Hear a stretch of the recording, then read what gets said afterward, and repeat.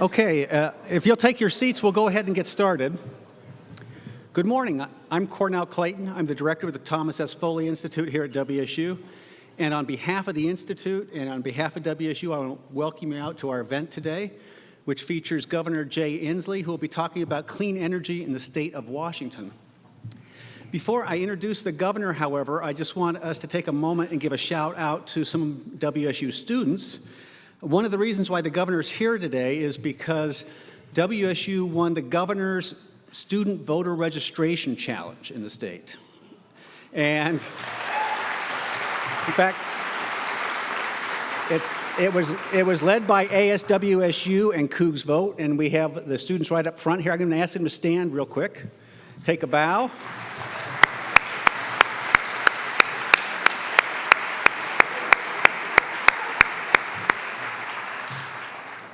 All right. Now it's my pleasure to introduce to you Governor Jay Inslee. Governor Inslee is a fifth-generation Washingtonian who grew up in Seattle area. He worked as a prosecutor in a small town where he got his start in politics as a prosecutor. He went on to become state representative, and in 1992 he was elected to the United States Congress and served one term. He was elected a second time to Congress in 1998 and served 14 more years in that institution before running and being elected as the 23rd governor of the state of Washington. Throughout his career, Governor Inslee has championed legislation focused on clean energy and the environment. While in Congress, he was a major proponent of the landmark cap-and-trade bill that passed the House in 2009, and he co-wrote a book entitled Apollo's Fire: Igniting America's Clean Energy Economy, which is about the job-creating potential of the clean tech industry. As governor, he has pushed for increases in the minimum wage, for paid sick and paid family leave for workers, and for more rigorous clean air and water standards. Under his leadership, Washington has led the nation in the development of wind energy, the use of electrical vehicles, grid modernization, and clean energy innovation. He was a co-founder of the bipartisan 21-state U.S. Climate Alliance, and he is working with other West Coast leaders in the Pacific Coast Collaborative to reduce greenhouse gas emissions. Governor Inslee will talk for about 10 or 15 minutes, and then he has agreed to take questions from the audience. I'll just say one last thing about the governor. Like many of us when he was younger, he was a bit misguided, and he chose the wrong university to attend. But he has since seen the error of his ways. So please join me now in giving him a warm Cougar welcome. Thank you. Thank you. That's amazing.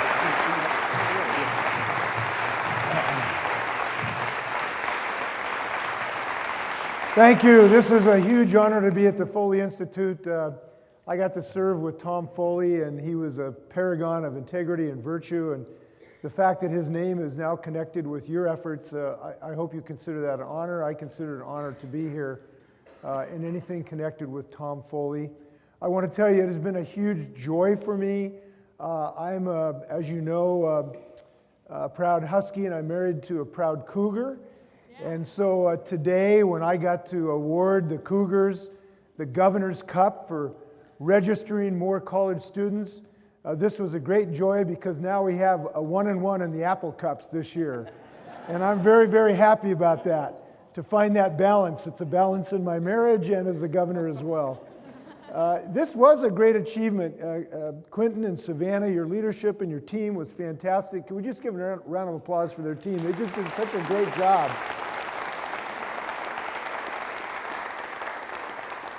The reason I'm so excited about this is because in a lot of places in the United States, there has been a conscious effort to suppress the vote, to make it more difficult for some people to get to vote.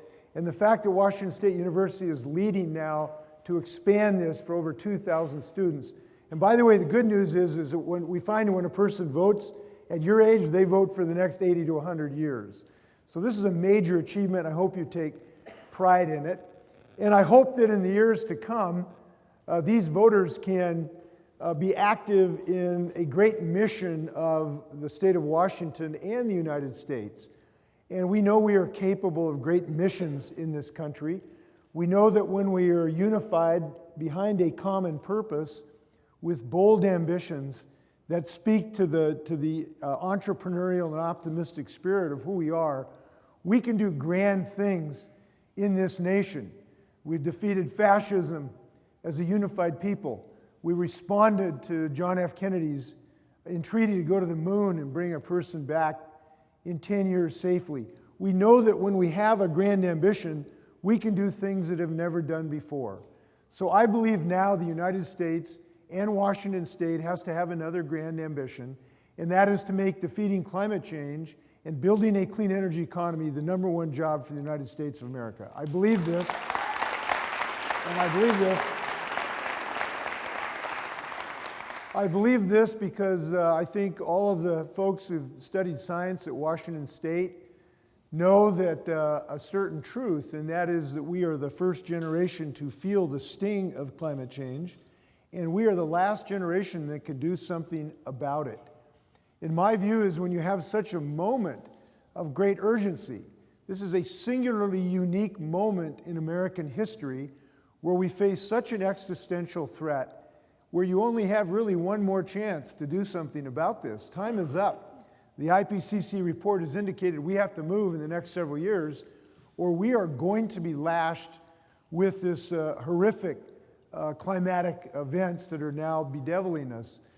And we know what those are and how tragic they are. Look, I was in Paradise, California. This is a town of 25,000 people. I was there a few months ago. I drove for about an hour. It was at night. Jerry Brown's emergency coordinator took me through there, and it was like I was on the set of a Hollywood apocalypse movie. It was just, 90% of the homes burned to the ground. We know in our state, we had to close some of our pools this summer because of air quality, because of the burning forests. We know in the Midwest today, there's floods that have caused $1.5 billion of damage. We know Houston had torrential rains. We know in Miami, I was in Miami a couple months ago, and the mayor showed me they had to build up their roads because of the continual flooding because of sea level rise. Now when you go shopping on Miami Beach, you walk down to the shops. So we are seeing the beginning cusp of life-altering consequences of carbon dioxide pollution, and we know we need to act. So we know it is a moment of urgent peril, but it is also a moment of tremendous economic promise. And the reason is that both Cougars and Huskies fundamentally understand this. When there is a transition in technology, our state and our nation does really, really well. It's because we are so innovative, so inventive. We invent, we create, we build. This is what we do in our state. Look, we invented the first successful commercial jet airliner, the 707. We invented at the UW, Dr. Scribner, the first artificial kidney machine. We've invented digital software. We've even invented the $4 cup of coffee. So we are a very inventive people. And now what we are seeing is the beginnings of a revolution. And I think that's very exciting, to be at the beginning of a revolution.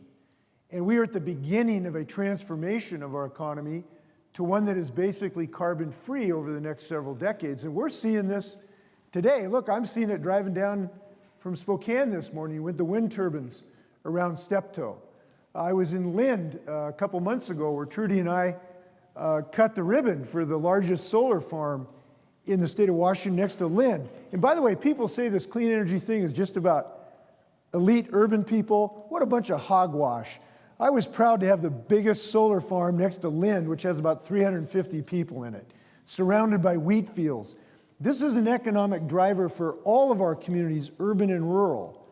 Do you know where the biggest manufacturer of carbon fiber that goes into electric cars in the Western Hemisphere is? It's in Moses Lake, Washington. You know when one of the biggest manufacturers of polysilicate almost in the world that goes into solar panels? It's in Moses Lake, Washington. You know where one of the great biofuels refineries is? It's in Grays Harbor, Washington. These are jobs that we can grow both in urban and rural economies, and we're doing it big time today. And by the way, it's not just Washington. Clean energy jobs today are growing twice as fast as the rest of the U.S. economy. You know what the #1 most rapidly growing job category in the United States today is? Solar installer. And the #2 is wind turbine technician. So we know this is a matter of great economic promise. And by the way, this stuff works. This is not unicorns and rainbows. Somebody needs to explain to the president a thing called batteries. So when the wind doesn't blow, we have a thing called batteries. It works Twitter even. Batteries work. They work really well. And so your television still works, and you get to drive electric cars. I was arguing with Megan McCain the other day on The View, and she was saying, you know, you guys are going to take away planes and railroads and cars. And I said, well, that's interesting, Megan, because this morning, I've got a shiny blue General Motors Bolt in my driveway, all electric, made by American workers in Orion, Michigan, with a great little car. And I've got the second generation now that goes on 238 miles range. That's a vision for the United States of America, putting people to work building cars. So we should be very optimistic about this. Now, we need some policies to accelerate this, though. So the good news is this is happening very rapidly, but we need to accelerate it. It's not going fast enough. And that's where people like I come in to try to create some policies to help accelerate this revolution. So we're doing that. We've created a $6 billion industry in wind in Eastern Washington because we passed the renewable portfolio standard. We've got a clean energy fund that is spinning off companies, including in battery technology. We have the largest vanadium flow battery manufacturer in the world here in this state. But we need to do more.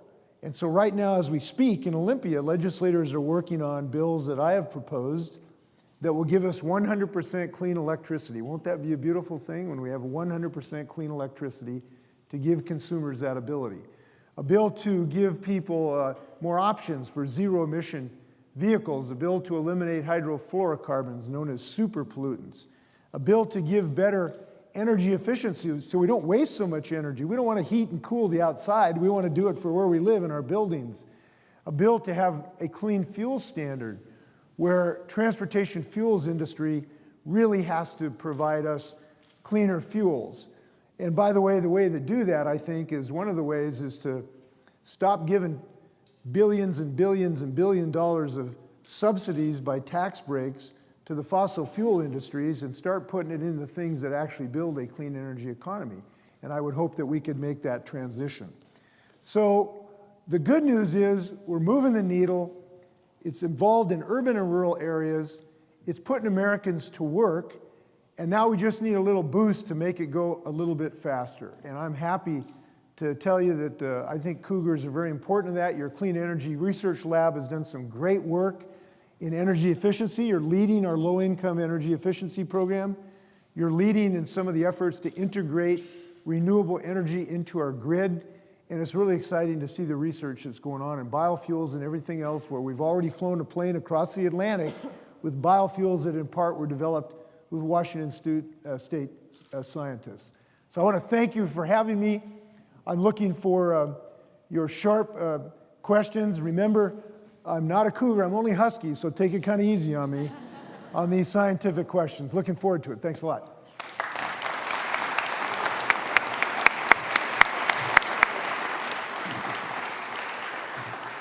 So we have about 30 minutes for Q&A, and maybe I'll start us off. So it's one thing, you've proposed a comprehensive clean energy package to the legislature. There's about 3 weeks left in the session. It's one thing to propose it, it's another thing to get it passed. So are you optimistic that it's going to pass this time? And if you are optimistic, why? Why is it different this year as opposed to previous years? Well, I am optimistic. This is a very ambitious package. All of the bills I've proposed are currently alive and moving in the legislature. It doesn't guarantee success, but so far we've got bills that have passed one or two of the chambers, and all of the bills are alive and in place. So far, so good.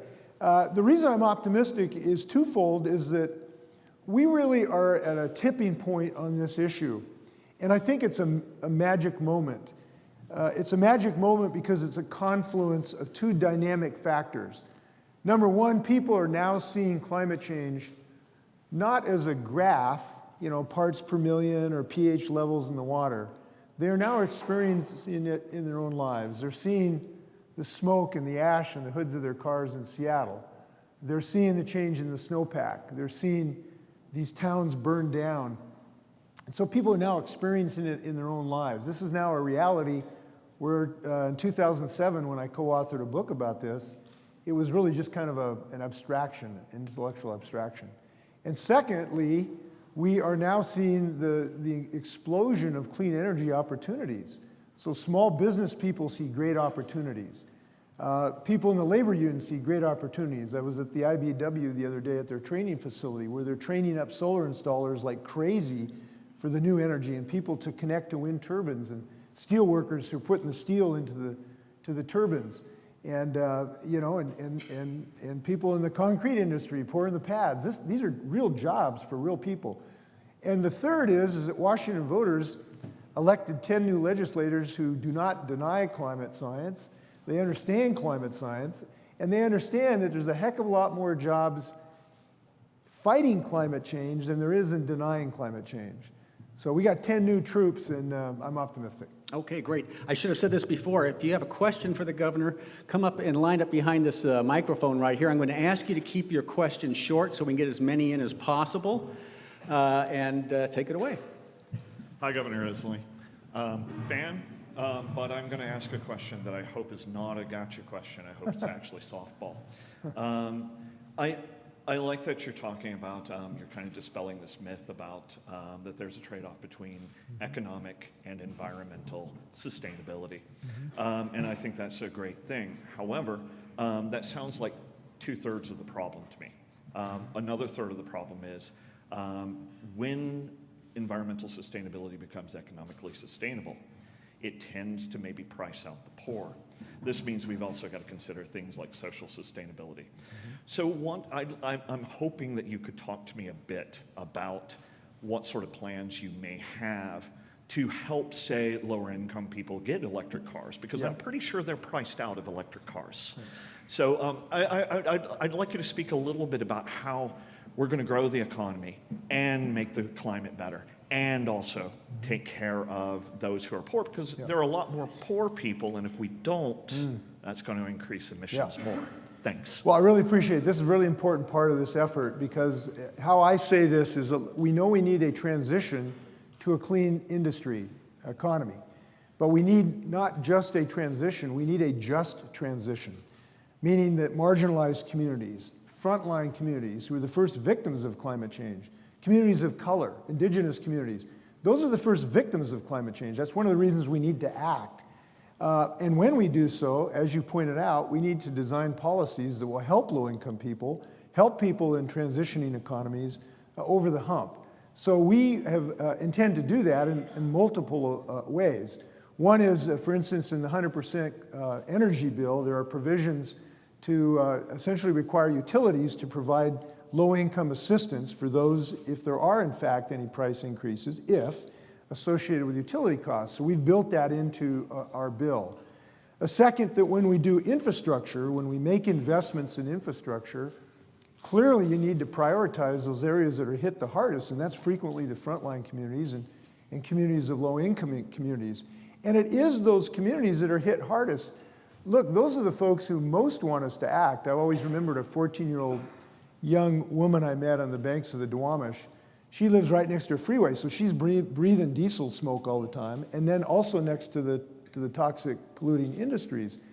She told me that she was 11 years old before she figured out there were some kids that didn't have asthma. All her friends had asthma. And these are the kids who are hit hardest. That's why we need to act. So I'm confident we can do this. We need to do this, and we're building it into our projects. Thank you. Hi, Governor. My question is, what are your thoughts on the Green New Deal, and do you support a jobs program that would help remake our infrastructure? Yeah, so I believe the Green New Deal has been helpful in 3 different ways. Number one, it's got people talking about climate change. And this is important. Look, it drove me nuts in the last 3 presidential debates. It got about 2 nanoseconds discussion. So it's helped on that. Number 2, it's helped by raising people's ambitions about the scope of this project. And I think that that's important. And number 3, it has widened the circle of those who care about this. Now we have a lot more people in communities of color and marginalized community, indigenous communities. So it's helped in 3 ways. I believe that, you ask about jobs, yes, I believe this is going to be a hugely successful effort, bringing people to give them new career opportunities. And the reason is that There's opportunities for everybody in this. In fact, if we build this clean energy economy, because it's not just the mechanical engineers and electrical engineers here, it's the tradespeople that do work. I'll give you an example. There's 3 million people working in the clean energy industry here today, and many of them are people that you don't think of them as green workers. But the people who are plumbers and pipe fitters and carpenters and laborers who are going to help build clean buildings and retrofit buildings so we don't use so much energy, those are clean energy jobs. These are carpenters. They're doing green jobs. So I think there's enormous potential in this, and I intend to make sure that happens. Thank you. Yeah. All right. So my question is, climate change is one of your main issues, right? Along with a long-term goal of a clean energy economy. In Washington, the wind turbine industry is worth $6 billion, and the green energy technology is the fastest-growing industry in the United States. Solar panel installers and wind turbine technicians are among the top-growing jobs. However, in the Global Innovation Index ranking annually by Cornell University, the U.S. fell back 2 rankings in innovation to 6th place this year, while China broke into the top 20 at number 17. A rapid change from 29th place just 4 years ago. China currently accounts for around 30% of the total global carbon emissions, with the U.S. in rank 2 at half of that, around 15%. And developing countries holding the highest growth rate, they hold the highest growth rate of carbon emissions. Climate change is a global issue and cannot be solved by one nation. With the focus on converting to a clean energy economy, where does that leave the U.S. as far as progress and status within the global network is concerned? And how do you propose to coerce nations like China to follow suit in converting to a clean energy economy? Thank you. You needed to get a job writing test questions for Washington State University. I think you'd be really good. It's a comprehensive question.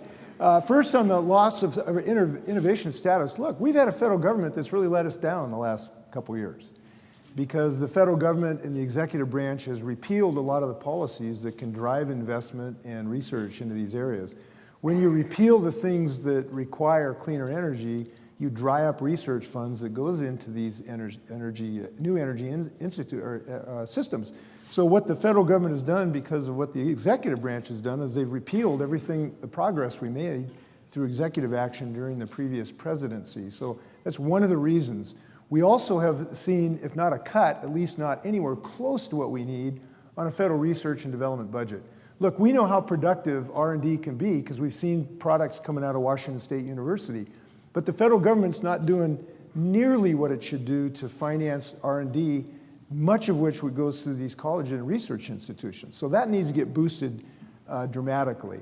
Third, we need to have new approaches of the kind of things I talked about, which will require the development of new clean energy sources and therefore drive private equity into these markets.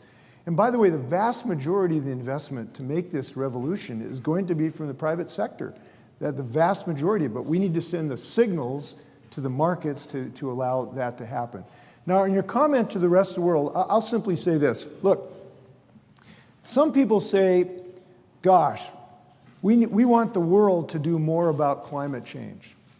Now, if you want the world to do things on climate change, is the right approach to tear up a climate change agreement we have with the rest of the world? No, that is like the dumbest thing you could possibly do.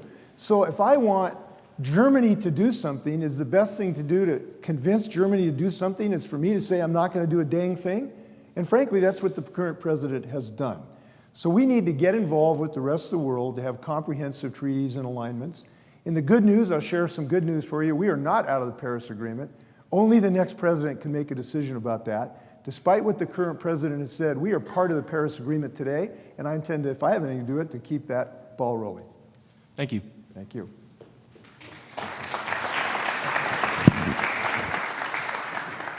Thank you so much for coming over here today. I'm from Idaho. It's sometimes kind of embarrassing. No, that's okay. No. I'm over. Great folks in Idaho. Yes. And I wanted to give you some good news. You probably know that our new governor, Brad Little, is a Republican, and he says climate change is real, it's here, and we got to do something about it. And that makes us feel really good over there because maybe, along with you and some other people in Oregon, we can build this little northwest block and build some political will. Then the second thing is a question, and that is that presently in the House, there's an act called the Energy Innovation and Carbon Dividend Act. And it's actually bipartisan, even though there's only one Republican and a whole bunch of Democrats, it still makes it bipartisan. So anyway, I think it's a great solution for the country as a whole. And I would like to know if you would like to comment on that. One thing that's important to me is the carbon dividend part, because I would come out ahead. I don't have much money, I don't fly, I don't drive a lot, so when the gas prices go up, I would get a dividend. Every taxpayer would get a dividend, every person with a Social Security card, so I'd actually come out ahead. So I was wondering if you could comment on what you think about that act. Yeah. Well, Thank you. Yeah, I was in Congress yesterday testifying, and it was actually kind of interesting. You mentioned Republican-Democrats thing. It was interesting because the Republicans on the panel I was on, none of them said climate change is a hoax, like the president. And that's a good thing, because that's the first time I've been there where the Republican Party just didn't claim it was an outright hoax. However, they also were against virtually doing any single thing about the problem to actually do it. And the point I want to make is that being a climate do-nothing person is just as fatal as being a climate change denier. They both are fatal. So it's great that we have some of the Republicans now recognize this is a problem, but they need to come forward with some solutions. And so far we haven't seen that, except maybe one person you've indicated on the revenue-neutral carbon fee. Look, I think proposals of that nature should be under consideration, and they need to be evaluated by how much actual carbon reduction they achieve. I'm going to be happy to evaluate that as a potential. I am not proposing a carbon charge this year in my legislature. I'm proposing a different suite of things that basically accomplish the same thing a carbon pricing system would have. And one of the good things about this is that there are multiple systems we can use. There's no silver bullet here. There's kind of a silver buckshot. And the good news is this year in my legislature, we have a suite of policies that will accomplish the same thing that you're talking about as an alternative. So it'll be under consideration. Yeah, okay. Thank you so much. Thank you. I wondered if you would comment on Pacific Gas and Electric and how when one of the largest utilities in the country, largest utility in California, which is a progressively green state, when a utility like that goes bankrupt, how is that going to impact the green economy? Is it going to be beneficial? Is it going to break it up and have benefit? Is it going to be a roadblock towards some of the strategies? Just wonder if you could comment on that. Yeah, by the way, could you share your names too and what you're studying? I'd love to know. Sure, I'm Brent Carper. I'm an electrical engineer in the utility industry, and I'm an adjunct faculty with the electrical engineering department. Great, here well at thanks for your WSU. work. Thanks. What you're doing now is so fundamental to this revolution, so thanks for being a professional on this. Well, one thing I say about the potential bankruptcy of this utility is it ought to wake people up as to the necessity of action in this realm. And here's the reason I say that. A lot of people say, well, isn't it just too expensive to do something about clean energy? And I say, have you looked how much it costs to not do something about climate change? And here's a perfect example. Not only did Paradise, California burn down, I also went to Seminole Springs where these people in the mobile home park lost their community, but you have a bankruptcy of this major utility and how disruptive that can be to the entire economy, partially to the West Coast. So people need to start understanding the enormous costs of inaction here. Look, there's two paths here. There's action and there's inaction. Today, the path of inaction, which too many legislators and presidents are choosing, that's the path that's too expensive. When your whole town burns down, that's too expensive. When you're Miami Beach and you're going to be underwater, it's going to be, Miami Beach, a beautiful city, now a reef. I mean, that's the expensive route. So I don't have a knowledge base. You ask what it's going to do about the green economy. I know one of the things that the utilities are going to have to consider is a different way to deliver electricity because of the fire hazard is so great. There were apparently multiple fires started from above ground. This might have to drive investments below ground. I'd love your advice about that at some time. Thank you. Yeah, thank you. I'm Bob Olson. I'm on the electrical engineering faculty here as well. And I'd like to follow up on an earlier question having to do with solving global warming problem. We talked about how much carbon emissions we have in this country and Europe, but in fact, ours is small compared to what we're seeing in the developing world. Let me just specifically say India and China. Unless that problem is solved, we don't solve the problem.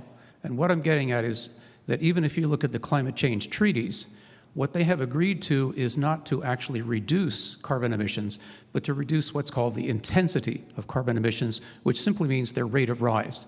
In other words, even if we leave those treaties in place, they are still increasing, and that increase is actually part of the treaty.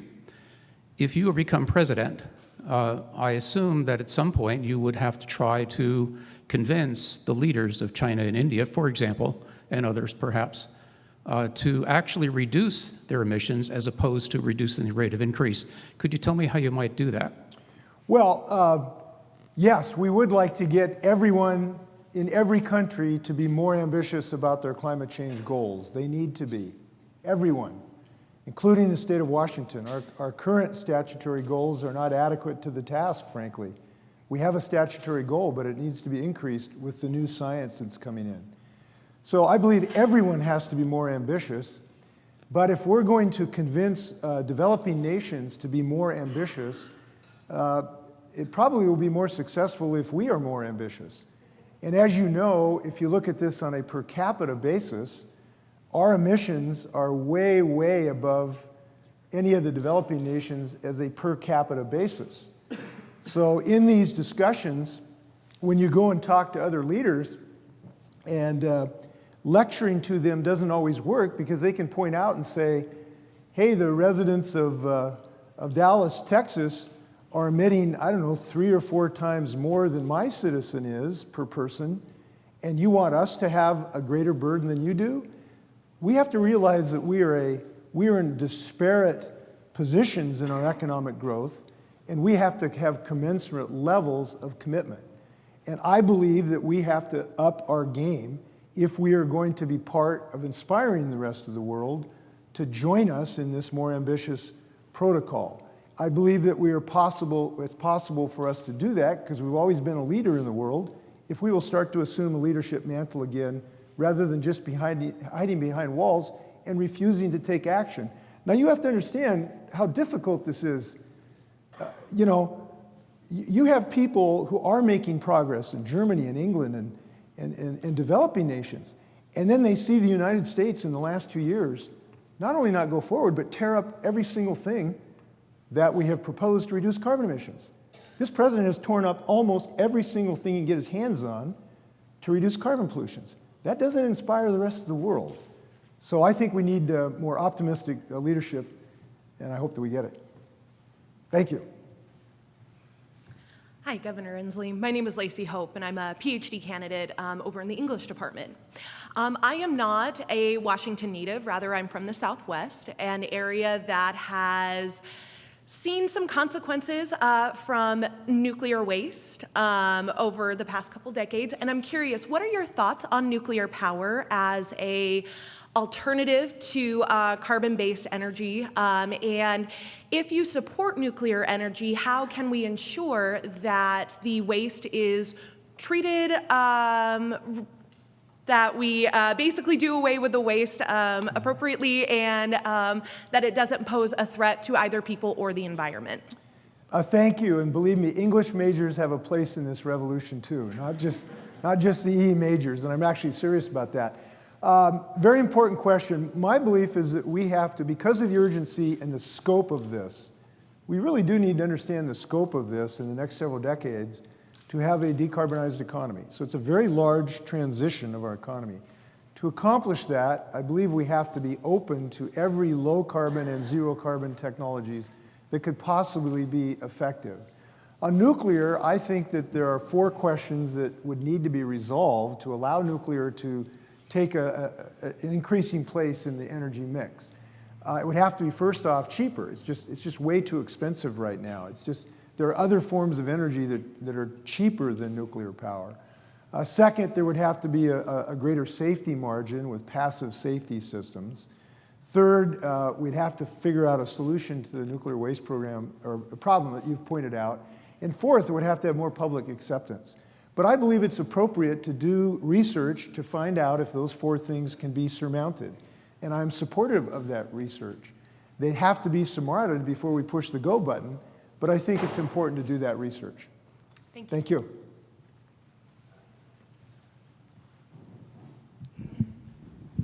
So to follow up on that, we actually have answered some of those questions. You know, nuclear waste can now be recycled in other plants, and at the end of the recycling process, they're only radioactive for a few hundred years rather than a million. And we have invented new safeguards to make reactors almost meltdown proof, which sounds better than I made it sound just now. And that would make it totally clean, and there's a lot of jobs in nuclear power. I looked at your website and a lot of interviews, and I've seen you haven't talked about nuclear power virtually at all. So I was wondering, if we could answer those questions, would you want to implement that now by saying, like, don't tax nuclear power for the next 10 years or something like that? Thanks. Well, listen, I talk about nuclear power almost every presentation I made. I talked about it yesterday extensively in the US Congress, so I'm not afraid to do that.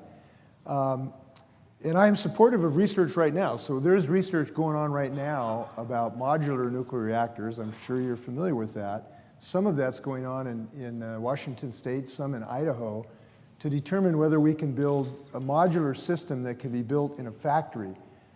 Nuclear plants have always been boutique, one-off projects, and that's why they've been so successful. So what I support is doing what we should do right now, is determine whether or not we can build a system that is safe and it is cost effective. That's what I think we should do right now.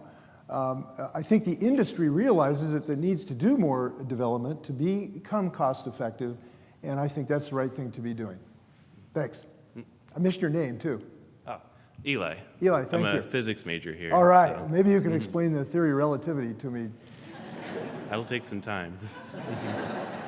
I Thank tried for 2 hours. There was a former professor named Yayu Van here, whose husband, I think, was in the physics department here. And we had dinner here in Pullman here a few years ago, and it took her 2 hours, and it didn't work. So we'll see. Thanks. Hi, Governor Inslee. My name's Jonah, and I have a question about, well, the Office of the President isn't always just giving out executive orders and executive actions. It's working heavily with Congress. How would you plan to work with Congress in order to create climate change legislation and to promote the expansion of clean energy in the United States? Well, the same way that I'm working with the legislature right now, which is to, in a collegial fashion, where we bring ideas. I think an executive frequently, it's important for them to present a vision which tries to inspire legislators. I've done that in my state where I've introduced these 5 bills. And fortunately, we're now working with legislators sometimes to sand them and have a nip and tuck that can get a majority vote. And that's what we're doing right now. And I'm very active in that, talking to legislators about their ideas and concerns. And if I may, Governor, how Yeah. would you plan to work around people that are not so sympathetic to your views on climate change? How would you manage to work around them in this legislation? Well, 2 different ways. One, you listen to their concerns and talk to them to see if their concerns can be addressed. I can tell you there's a lot of misconceptions about this nature, and I can provide them information. If they listen to this, I'll give you an example. Like there's some, if you're listening to the President of the United States, you'd believe that wind turbines don't exist, that they just can't produce electricity. I mean, pull your head out of the sand. This is a $6 billion industry, and our television, I heard him say the other day, our televisions won't work if we have wind turbines. What a bunch of horse feathers. We got wind turbines all over Eastern Washington, and I get to see him all the time on television. Do I enjoy that? I'm not going to say, but he is on television. So you try to resolve misconceptions, and sometimes that's impossible because people let ideology get in the way. And I think one of the really unfortunate things in our country is that ideology people look at this through an ideological lens. This should not be a Republican or Democratic view, in my view. This is a problem that Democrats and Republicans share. And I welcome the day when, that Teddy Roosevelt spirit comes alive in the Republican Party. Now, if that doesn't work, there's only one other approach, and that is to make sure that those folks return to private life. And I'm pretty handy at that, too.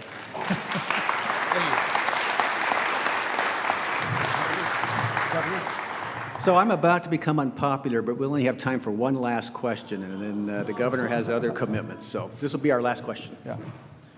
Hello, sir. My name's Wyatt. I'm a physics major. Wyatt? And so my question is that, so it's my understanding that you've recently thrown your hat in the ring for the presidential race for the Democratic Party. Glad somebody heard about it. And so my question is that if you were to become president, and which, by the way, I think is fantastic that you're focusing on helping the whole earth. But if you were to become president, what would you do about communities that solely rely on industries such as coal and oil? Yeah. Because Right. I personally come from Alaska, and there are many families from many families and many whole communities that rely on the oil industry, and we don't have much else than Right. natural resources. So what would you do about that? Really important question. I'm glad you asked it. This is part of this idea that we need a just transition so that when there are transitions for communities that are really dependent on some of these industries, that we think about a way to ameliorate that. And I'll give you a good example how I think were pretty successful. When we made a state decision that we needed to get ourselves off of coal power and that we were going to have to no longer rely on the Centralia coal plant, we had a really community-driven process to figure out what we can do to help that community through that transition. So that plan involved several things. Number one, it wasn't instantaneous. It was a transition over years. Number two, there was about $65 million fund created to help training workers if, in fact, you weren't going to finish your career there before it shut down. Number three, we had a fund that would help small business development in those communities. And number four, we looked at infrastructure needs of that community to help that community through that transition. And I think it has been largely successful. So that transition now is moving apace because it was community-based. And we do need to think about those things. Look, the folks who've worked in these industries are, great people. They worked hard. They built America. They built the industry. They built the economic base of the United States. And they need to be in our hearts, in our minds, as we go through this transition. But I believe if we think about these things, we can do it. Thanks a lot, and I appreciate your questions. Don't forget to vote. Good luck.